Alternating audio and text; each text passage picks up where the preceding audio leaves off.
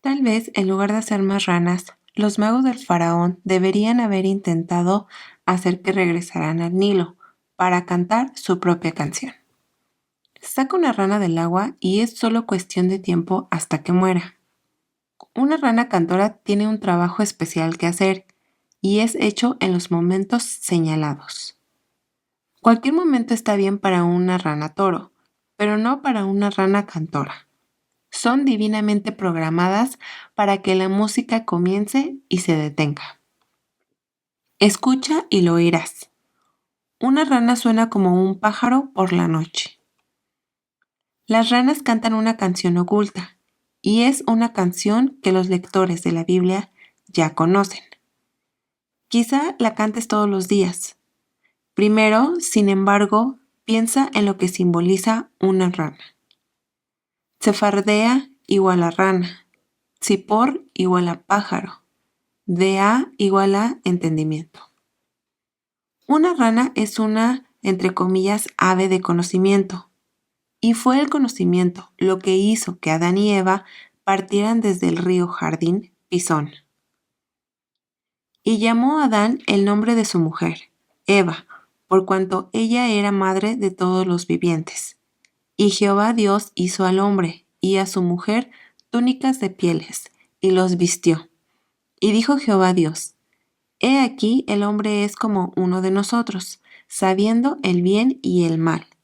Ahora pues, que no alargue su mano, y tome también del árbol de la vida, y coma, y viva para siempre. Y lo sacó Jehová del huerto del Edén, para que labrase la tierra del que fue tomado. Génesis 3, del 20 al 23.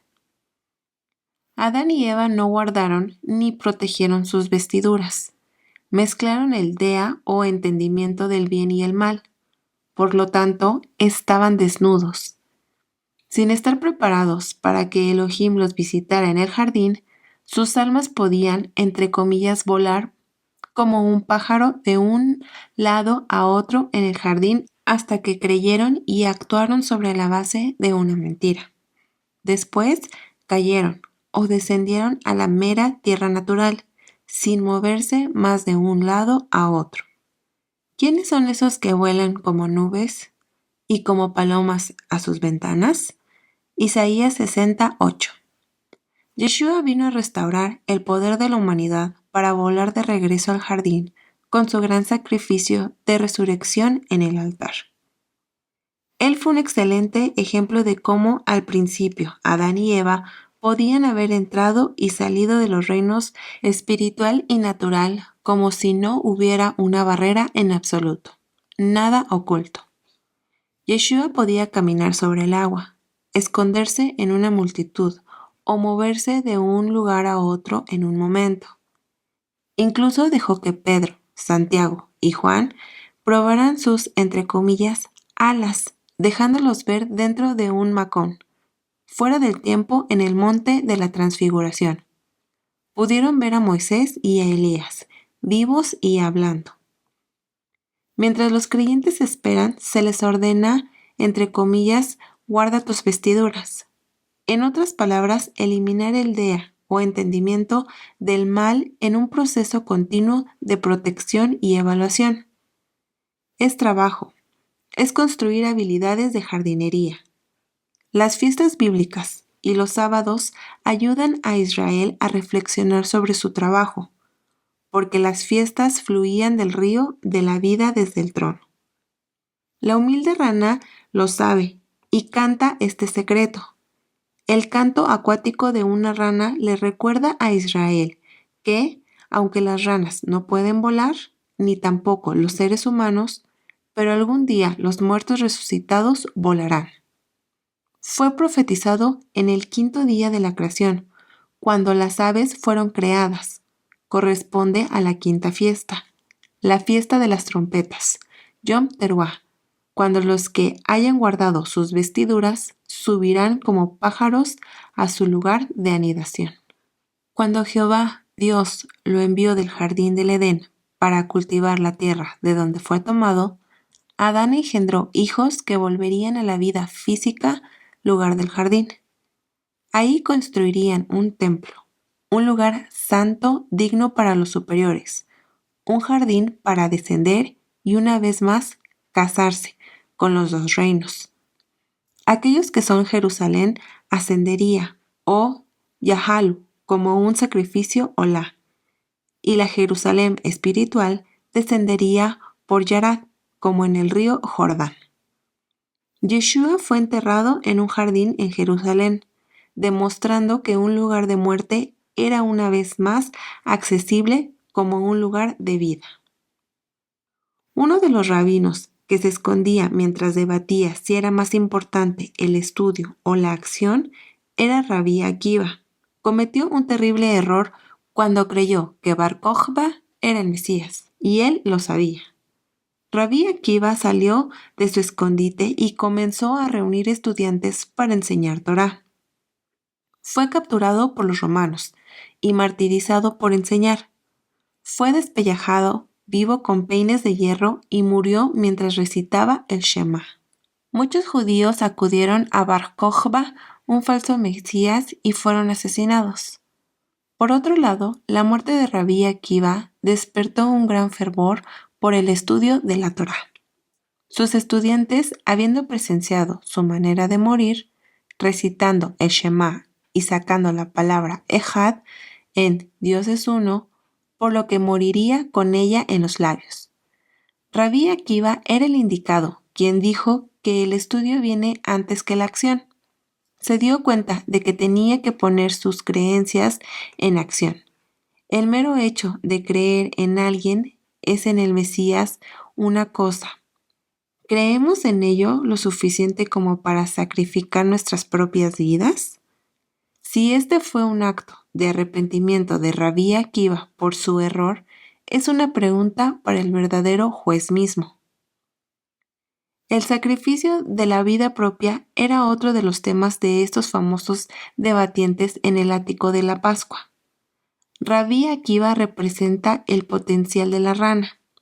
Por un lado, puede ser un falso profeta.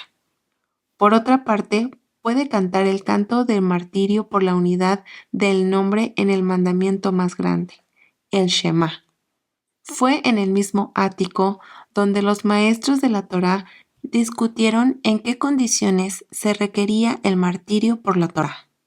Ellos concluyeron que la idolatría, libertinaje sexual y asesinato, uno debería elegir la muerte sobre estos pecados si es necesario. Hay un ejemplo más antiguo del dilema del martirio de la rana. Moisés le dijo a Faraón: «Y el río criará ranas, las cuales subirán y entrarán en tu casa, en la cámara donde duermes, y sobre tu cama, y en las casas de tus siervos, en tu pueblo, en tus hornos y en tus artesas, y las ranas subirán sobre ti, sobre tu pueblo, y sobre todos tus siervos». Éxodo 8, 3 y 4. En sus hornos. Es un lugar extraño. Un enjambre de ranas podría saltar de un tazón abierto de amasar o encima de una cama, pero ¿en un horno caliente?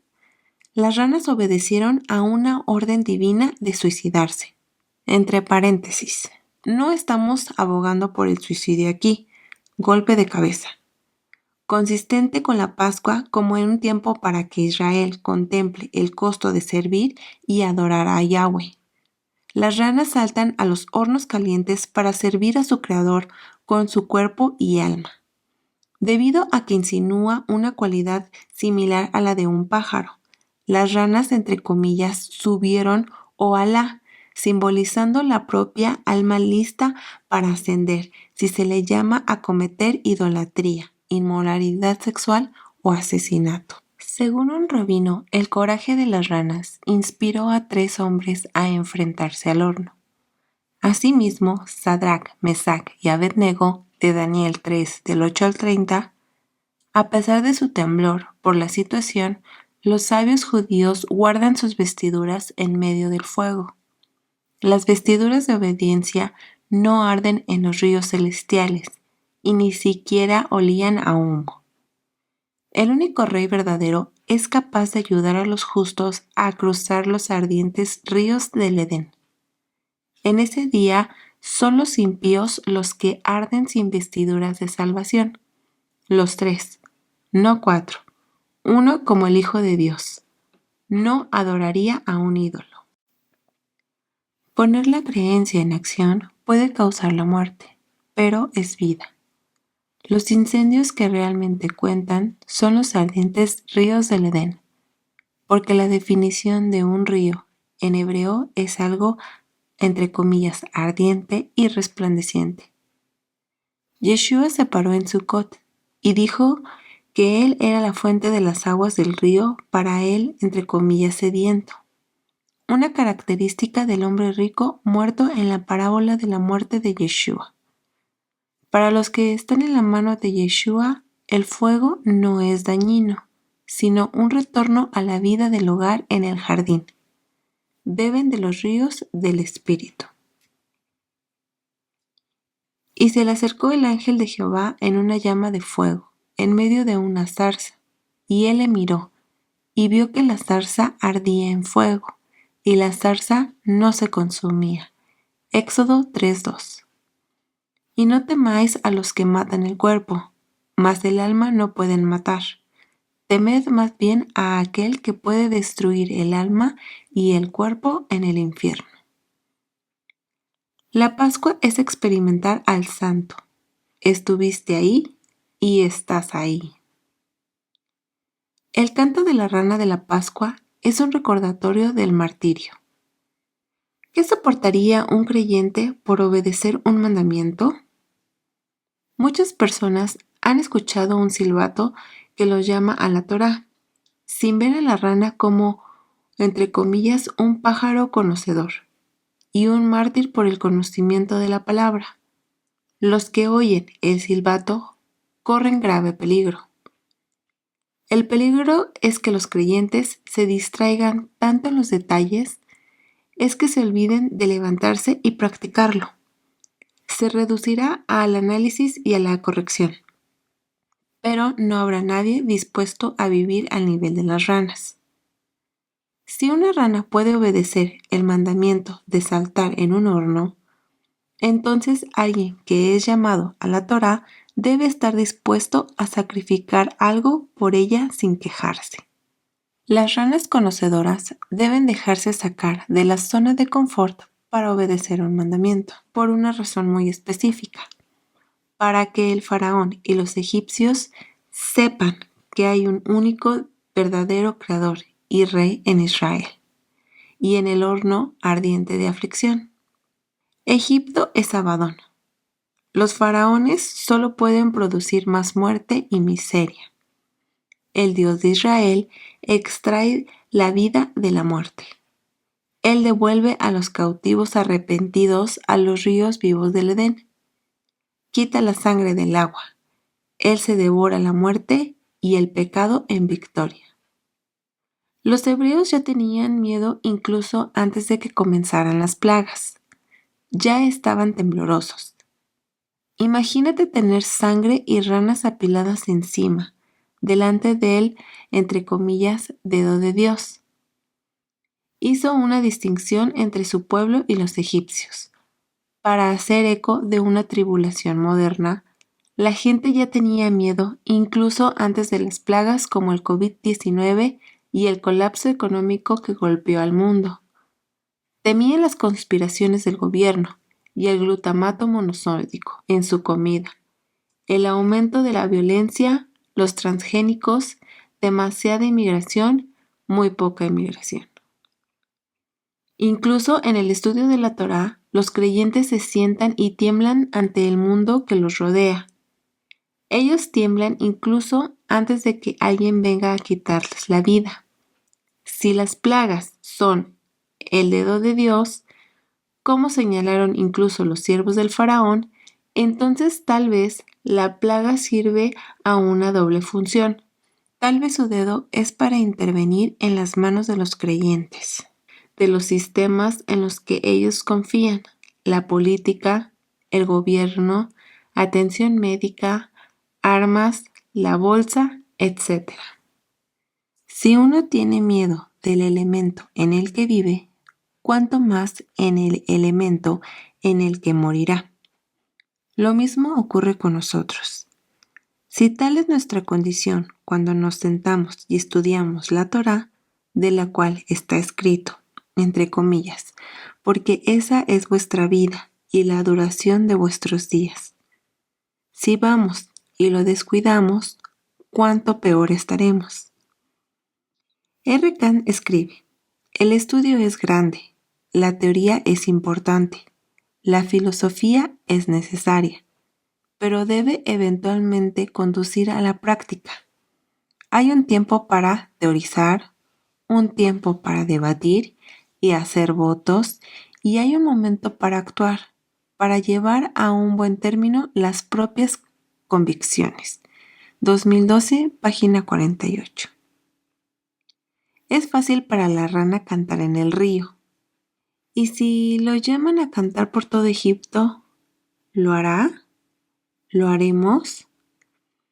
Y vi salir de la boca del dragón, y de la boca de la bestia, y de la boca del falso profeta, 3 espíritus inmundos, a manera de ranas, pues son espíritus de demonios, que hacen señales, y van a los reyes de la tierra en todo el mundo, para reunirlos a la batalla de aquel gran día de Dios Todopoderoso. He aquí, yo vengo como ladrón. Bienaventurado el que vela y guarda sus ropas, para que no ande desnudo, y vean su vergüenza. Y los reunió en el lugar que en hebreo se llama Armagedón. Apocalipsis 16, del 13 al 16. Habrá ranas falsas enviadas como falsos profetas. Son solo como ranas cantoras. Una cosa es estudiar Torá y otra es mantenerse despierto y guardar la ropa, que requiere más que estudio. Requiere hacer lo que uno estudia y cree.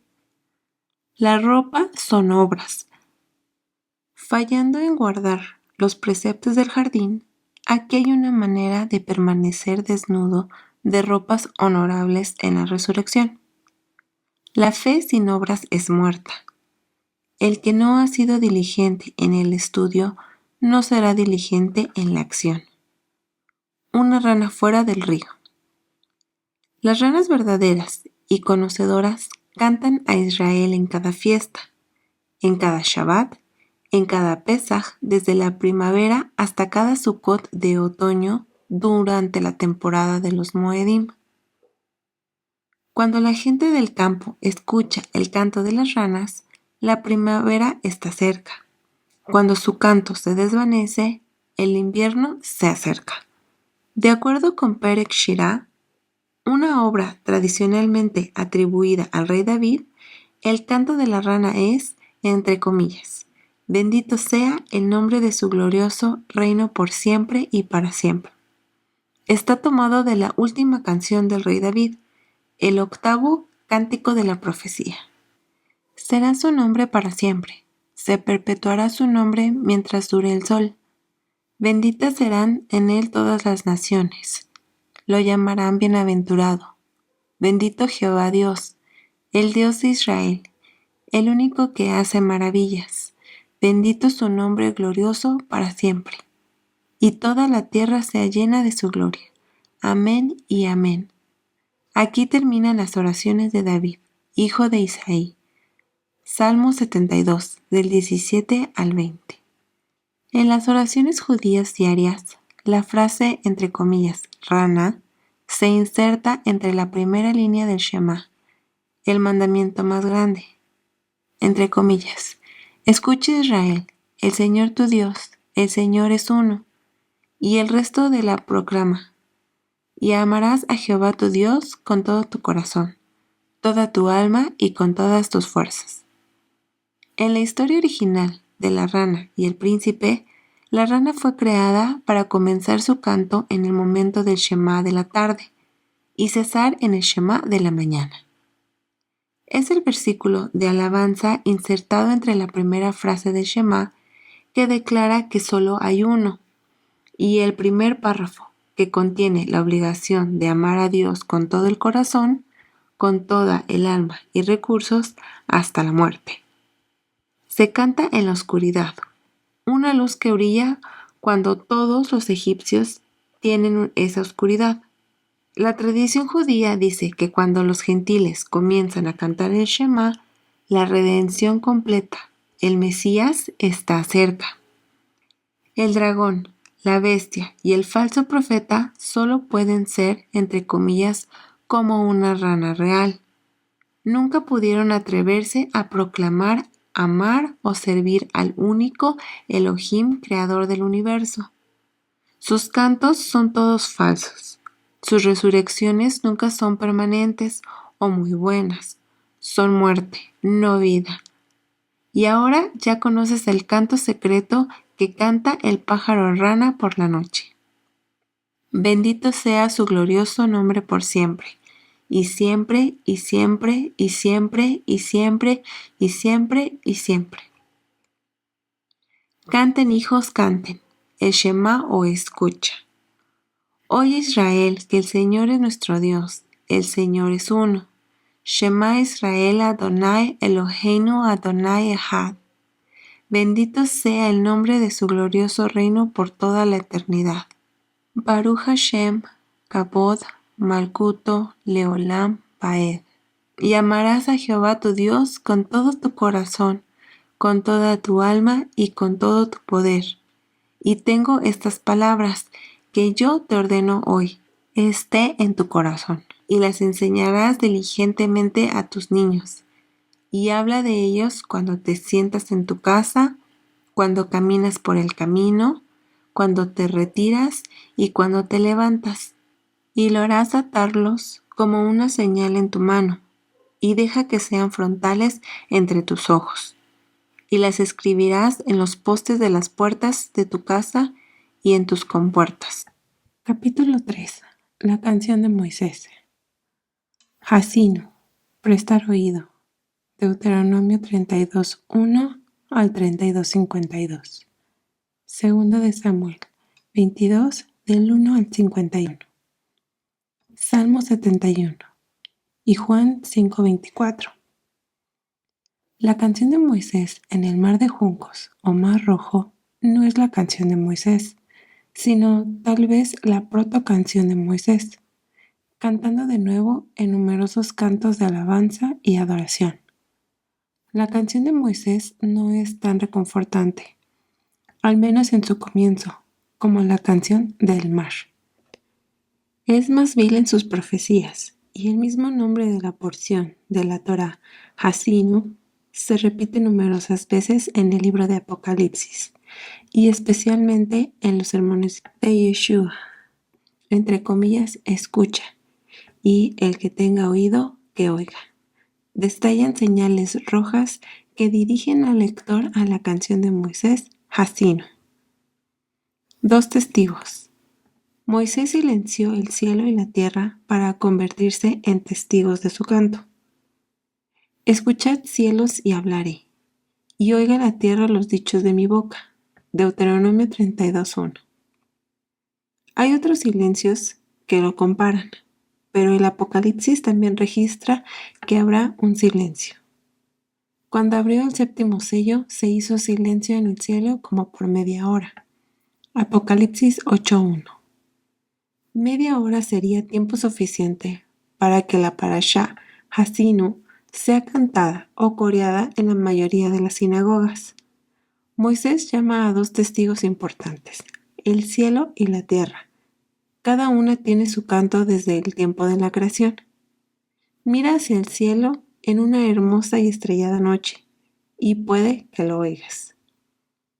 Los cielos cuentan la gloria de Dios, y el firmamento anuncia la obra de sus manos. Salmo 19:1. Y la canción de la tierra es esta. De Jehová es la tierra y su plenitud, el mundo y los que en él habitan. Salmo 24:1. De lo postrero de la tierra oímos cánticos, gloria al justo. Isaías 24:16. Estos son 2 testigos fieles creados para cumplir la voluntad del Creador. Ellos proclaman que solo Él es su Creador y que ellos han sido sus testigos desde el comienzo de la creación del cielo y de la tierra. En la tradición judía, una canción o shir se define como: número 1, el cumplimiento de la voluntad de Dios. Número 2, reconocimiento de que Él y solo Él es el dueño de las regiones celestiales y terrenales, y que Él y solo Él ha de ser temido, amado y servido. Perek Shirah, página 12. Aunque hay muchas canciones en las escrituras y muchas palabras para diferentes tipos de canciones y poemas, hay 10 canciones reconocidas por tener una identidad profética. Caen dentro de la definición de un shir o shirah, que es realizar la voluntad de Dios y reconocerlo solo a Él como el amo de las regiones celestiales y terrenales. El 10º canto es de interés particular porque aún no ha sido cantada, pero aún hay mucha profecía por cumplirse hasta que se cante esa canción. Juan lo insinúa en Apocalipsis, pero lo registra con su nombre en su visión del Cantar de los Cantares. Y cantan el cántico de Moisés, siervo de Dios, y el cántico del Cordero diciendo. Apocalipsis 15:3. La palabra griega para canto en Apocalipsis 15:3 es cognada, de la raíz shur, que forma el sustantivo para shirah. También puede significar un canto. Todas las escrituras hebreas son cantadas. La aparición de Hasinu, la 4ª canción, y el canto del Mesías, el 10º canto, en Apocalipsis, afirma el principio rabínico de que estos cantos proféticos fueron capas. Por ejemplo, el Cantar de los Cantares contiene elementos de canciones anteriores. El Midrash Rabbah a Hasinu dice algo que debería sonar familiar a cualquier lector de Apocalipsis, en lo que concierne a los 2 testigos, también descritos como los 2 olivos y los 2 candelabros. Estos tienen el poder para cerrar el cielo, a fin de que no llueva en los días de su profecía, y tienen poder sobre las aguas para convertirlas en sangre, y para herir la tierra con toda plaga, cuantas veces quieran. Apocalipsis 11:6. Estos 2 testigos tienen poder sobre la lluvia del cielo, sobre las aguas y la tierra con sangre y peste. Hay más de 2 testigos. Hay 2 testigos, el cielo y la tierra, a los 2 testigos. Los 2 testigos de los 2 testigos. La visión de Juan es muy parecida a la visión de los antiguos sabios judíos sobre el fin de los días. Los grandes tzadikim, o gente justa, son capaces de revertir las leyes de la naturaleza. El profeta Eliyahu, o Elías, convirtió el invierno, la estación lluviosa, en verano. Él prometió: juro que habrá lluvia y rocío según mi palabra. Primera de Reyes 17:1. Una sequía se desató entonces para castigar a los judíos por adorar ídolos. El Midrash dice, Hasinu, página 349. Mientras que los cielos y la tierra fueron 2 testigos de la Shirah, ellos fueron testigos de Moisés, el que tenía el poder de convertir el agua en sangre y hacer descender plagas. El profeta Elías cerró el cielo. Los 2 testigos descritos por Juan se basan en Jerusalén. El Midrash pregunta: ¿por qué Dios da a los tzadikim el poder de cambiar las leyes de la naturaleza? Para que la gente les tema y por lo tanto comenzar a temer a Hashem. Es exactamente la definición de un shir. A los 2 testigos fieles en Apocalipsis se les da el poder de cambiar las leyes de la naturaleza con el fin de llevar a la gente de la tierra a reconocer a su Creador y a reverenciarle. Reverenciarlo es tener el espíritu de reverencia, el Yirat Adonai. Cuando uno reverencia a Adonai, entonces él o ella realiza su voluntad y le obedecerá. Él o ella cantarán sus canciones. El primer canto es el canto del día de reposo, el Salmo 92. Fue compuesto para el séptimo día de la creación. Sobrepone los 7 espíritus de Adonai como se enumera en Isaías 11, 2 y 3. Y el séptimo espíritu es Yirat Adonai, o el espíritu de reverencia o temor de Adonai. Salmo 92 contiene los 2 elementos de un shir, el reconocimiento del Creador como el único a quien ha de ser servido y el cumplimiento de su voluntad. Pero tú, oh Jehová, estás en las alturas para siempre. Versículo 8. Ellos, los justos, todavía darán fruto en la vejez. Versículo 14. Justo antes de cantar la segunda canción, la canción en el mar, Moisés les dice a los israelitas se detengan y vean el Yeshuat de Adonai. La gente está aterrorizada por los carruajes de los egipcios corriendo hacia ellos. Están rodeados por el mar de juncos. En vez de entrar en pánico, Moisés dice que se deben quedar quietos, así como hay media hora de silencio en el cielo en Apocalipsis. En el pensamiento bíblico, el silencio es afirmación. El silencio dice que Israel está de acuerdo con la obra del santo y su Yeshuat, o salvación. Esa quietud en el mar de los juncos precede su Shirá de liberación, el segundo cantar, que explica la quietud antes de la apertura del séptimo sello en Apocalipsis. Es una afirmación silenciosa de Yeshua. Al añadir la letra hebrea Tab al final de la palabra Yeshua, la hace posesiva.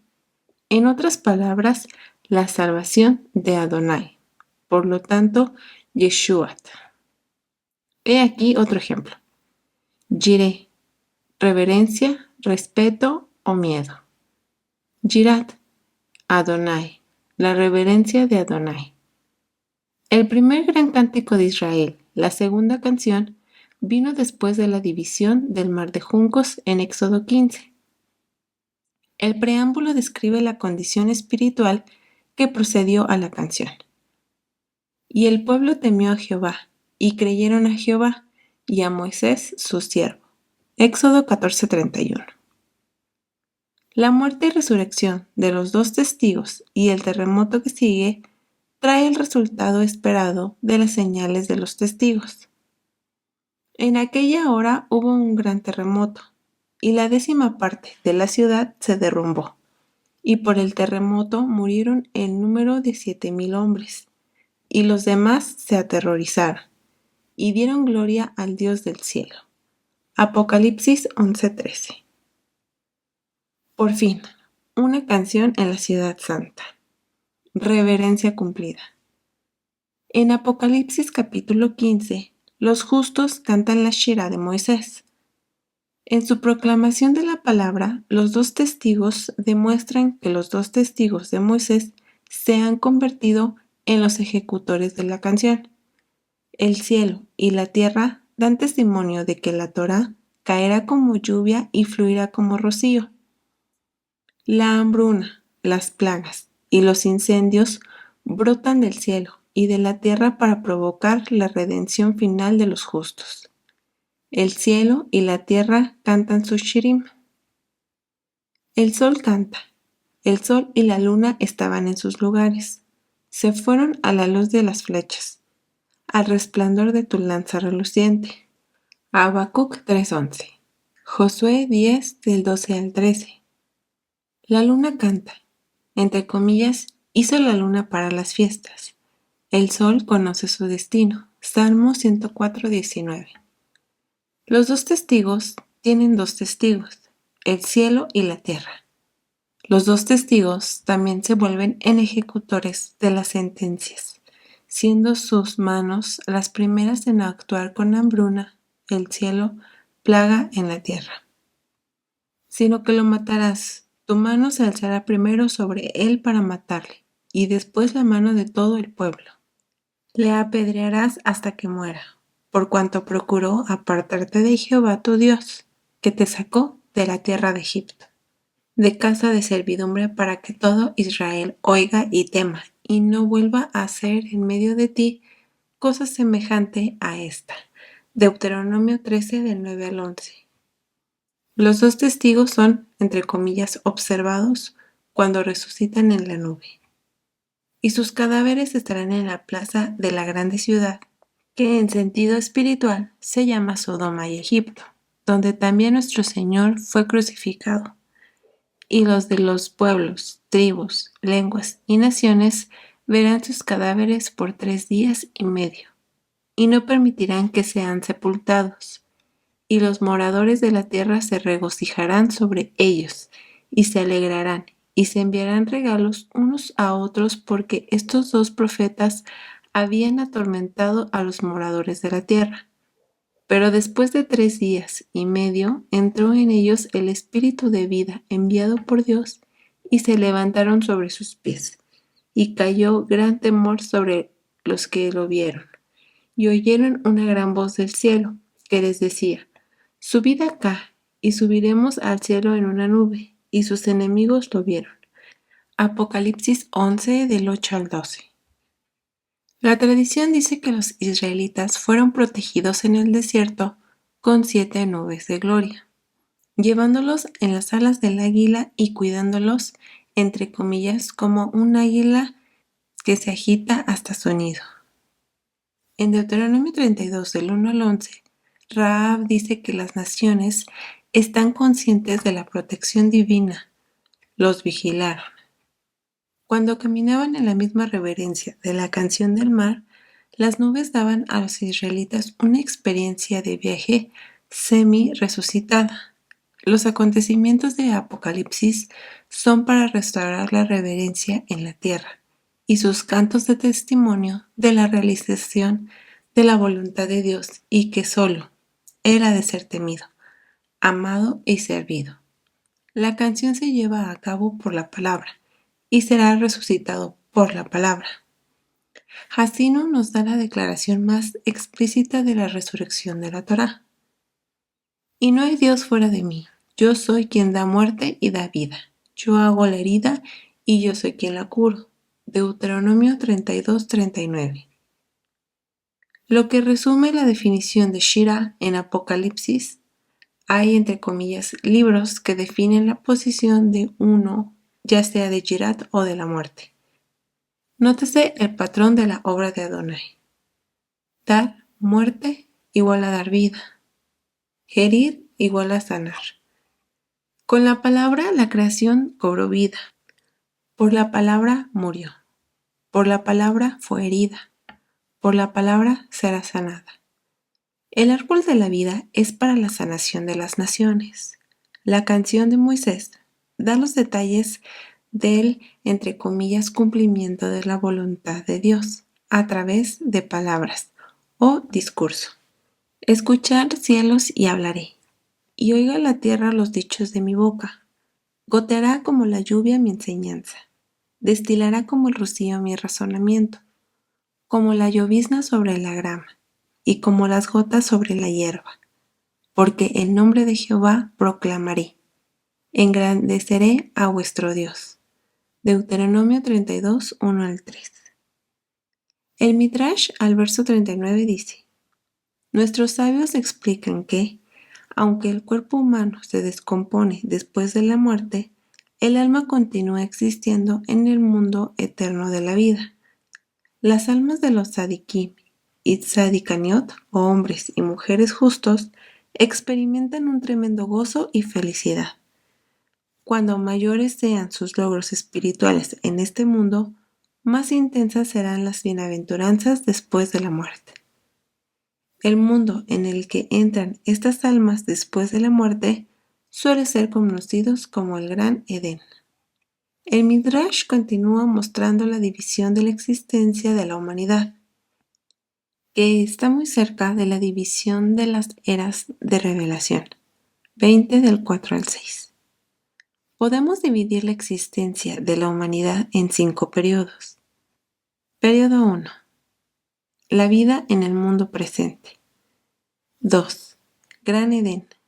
donde se guardan las almas de los justos hasta Tejiat Ha-Metim, la gran resurrección. Número 3. La era del Mesías. Número 4. Tejiat Ha-Metim, cuando Dios restaura a los muertos a la vida en lo que los sabios llaman el rocío del avivamiento. El periodo será precedido por el gran día del juicio, acerca de la cual Daniel profetizó. 12:2. Número 5. El Olam Abba, o el mundo venidero. El Tejiat Ha-Metim es la resurrección de los muertos. Aquellos que creen en la resurrección del Mesías Yeshua creen que no tienen que esperar hasta después de la era mesiánica para ser resucitado. Mientras que la canción de Moisés comienza con terribles plagas y consecuencias por la desobediencia de la Torá. La canción termina con el regreso a la tierra y la redención final, y ese recordatorio de la resurrección. Yo hago morir y yo hago vivir. Yo hiero y yo sano. Alabad naciones a su pueblo, porque él vengará la sangre de sus siervos, y tomará venganza de sus enemigos, y hará expiación por la tierra de su pueblo. Deuteronomio 32, 39 y 43.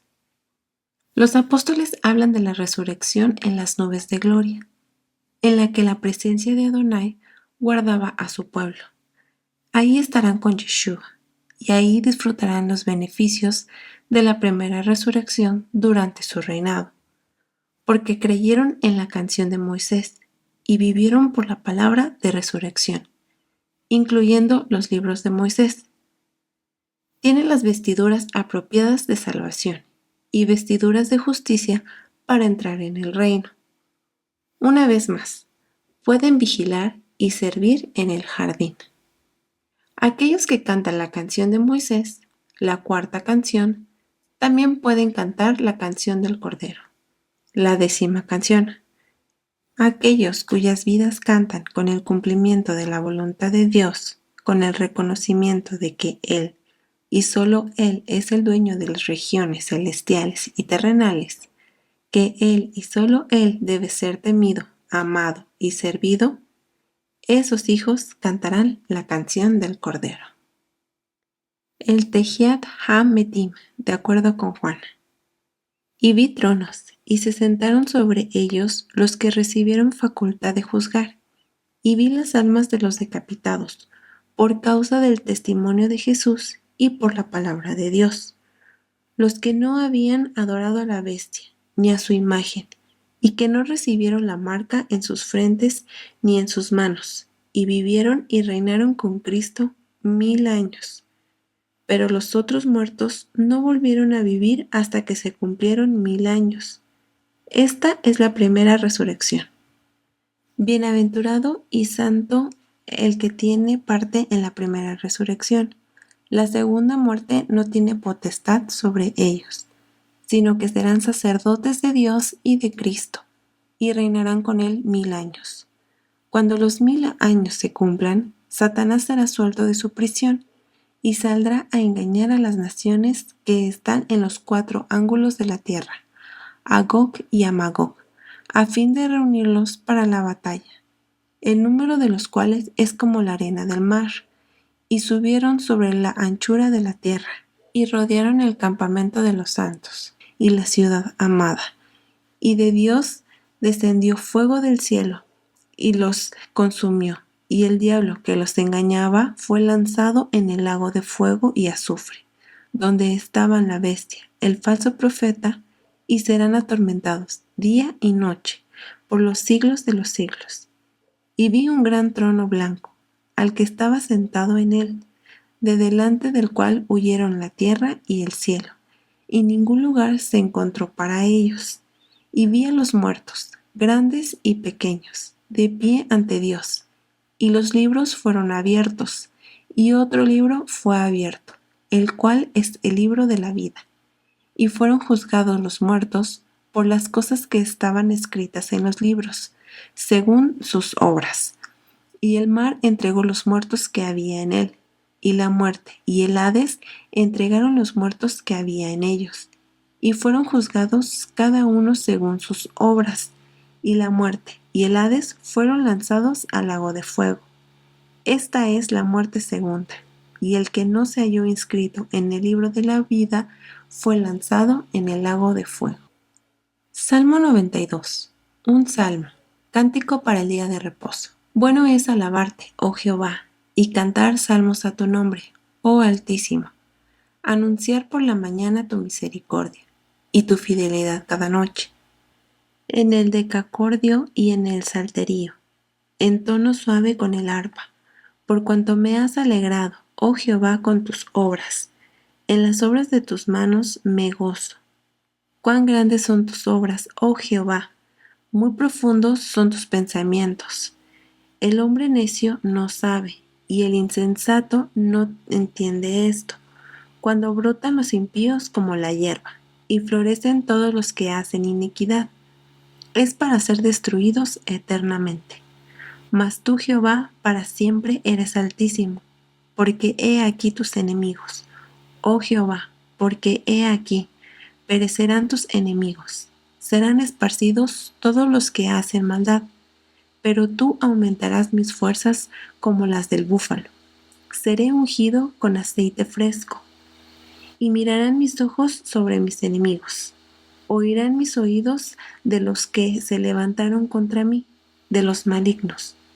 El justo florecerá como la palmera, crecerá como cedro en el Líbano, plantados en la casa de Jehová. En los atrios de nuestro Dios florecerán. Aún en la vejez fructificarán, estarán vigorosos y verdes, para anunciar que Jehová, mi fortaleza, es recto, y que en él no hay injusticia. Capítulo 4. La canción de María. Beshalach y enviado. Éxodo 13, 17 al 17 al 16. Jueces 4:4 al 5:31. Y Salmo 66. Shabbat Shirah o Shabbat de la canción es el Shabbat cuando las sinagogas leen la parashá Beshalach. Esta parashá incluye el segundo cántico, la canción del mar. Estas son las alabanzas que fueron cantadas por los israelitas después de que los egipcios se ahogaron en el mar de juncos. En algunas sinagogas, este cántico se canta con un canto especial.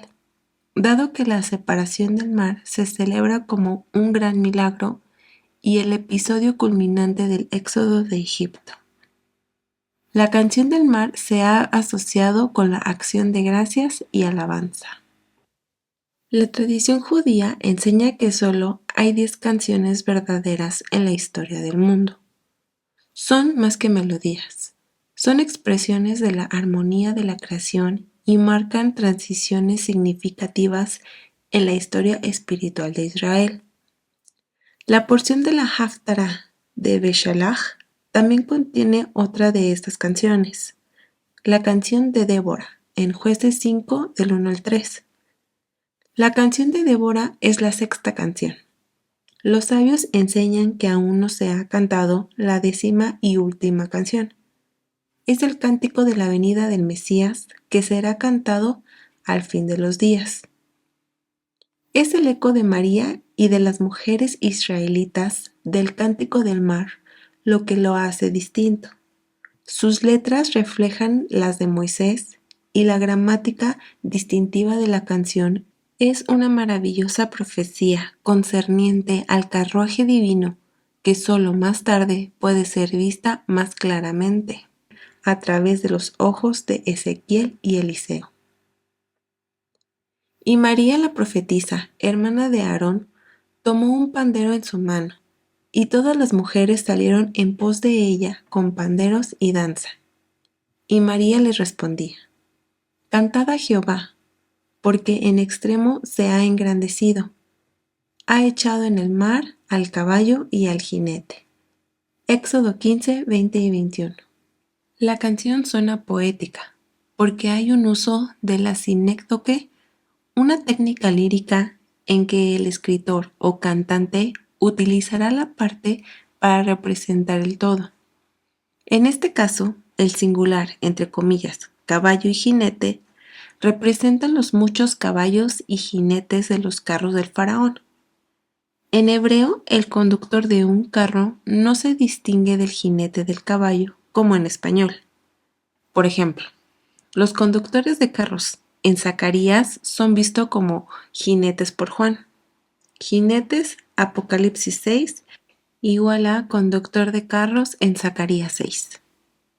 María, sin embargo, es una profetisa.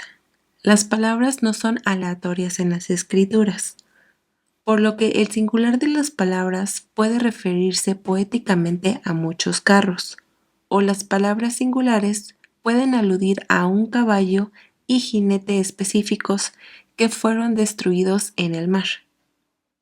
María siempre aparece en relación con el agua, el Nilo, el mar de juncos, el Cusita y la pérdida de agua en el campamento en el desierto.